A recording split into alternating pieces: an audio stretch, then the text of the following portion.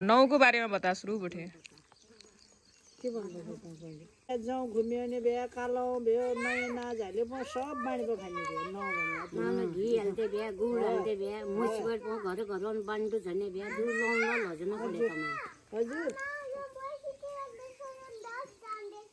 के भन्नु घाँस खाँदैछ घाँस बाबा के गर्दैछ यो रसी खाँदैछ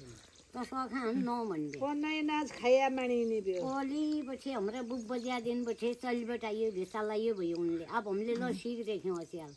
अब बिसरी के अब त के गलो सिकन नै भनेपछि हम ना छाड्ला नयाँ सिक्कियो नि किन सिक्कियो भन्नु हामीले त सिकिरहेको रे हमले बना खाया यसो गर्दो भन्दा ज्या भण गया बनाउने हो न मैले न बनाया गया उनके जान्थ्यो ना जान्थ्यो कसैया बनाउने हामीले ना छाड्दो पर्यो भन्छ कि त यो राम्रो भएन मिठो लागेन भन्न बनाइदियो निको त हुने न अब त्यो पानीमा भिजाया चामल के मिठा हुने पाउन तर त्यसैले चलन जगाउनु पर्यो हाम्रो संस्कार हो त्यो संस्कार पहाडमा त यसरी खान्थ्यो अरे यहाँ ल खाना छन् बनाउने छन् चोखानी त भ्या बनाउने छुरी छ त भ्या क्या बनाउने कलन आयो भन्ने नौमा के हुन्छ भने नौ बनाउन्छ के मिसाउन भने जौका दाना हाल्दा पड्यो कलौका नयाँ कलन नयाँ जौँ चामल हाल्दो पर्यो घी हाल्दो पर्यो घी हाल्दो पड्यो गुड हाल्दो पड्यो नान घर घर पुजाउनु पड्यो दुध लौन हाल्दा पड्यो बाखु खुवाउनु पर्यो घर थापना दिन चैते दसैँमा हो ग फर्स्ट गहुँ नकाटी भ्याला तोचा खालिया नयाँ नाच खाया मानी गहुँ नखा गहुँको त्यो रोटी सोटी नबनाएलै भएपछि नयाँ त चाख्या त हामीले खाहाले नयाँ नाच त जौँ मान्छे भ्या ए जौँ हालेर अनि मटर कलौं अनि चामल भिजाएबाट हैन 5 बनाउने लौन पकाउने भए पनि लौनमा हालेर दिने भए पन्जे नाच चाख्यो भइगयो गुड जिले हाल्यो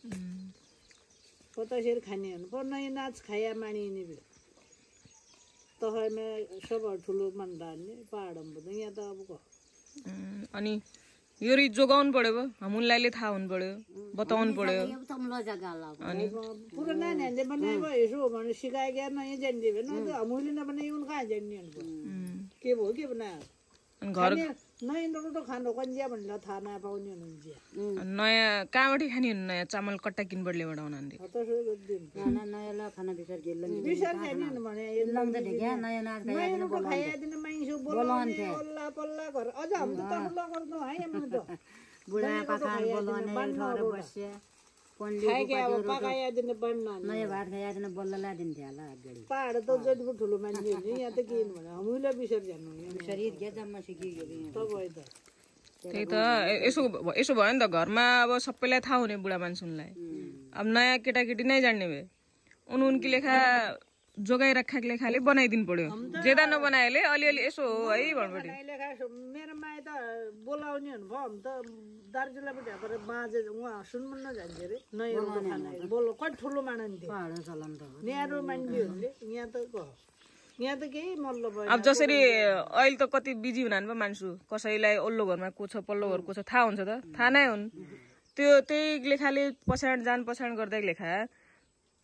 जसरी माघीका दिन तरुल के बाँड्न जानु अब घर घर जानु उइजिनो भेट हुन्छ हुन्न थाहा नै हुन्न हामीलाई तर भन्ने त भनाइ छ नि त उइजिनो भेट हुन्छ त्यही बहानाले हैन हाम्रो चलन त पुष्प चलो ल बाँड्ने छ ना खाना आफै चलो भेट्यो घर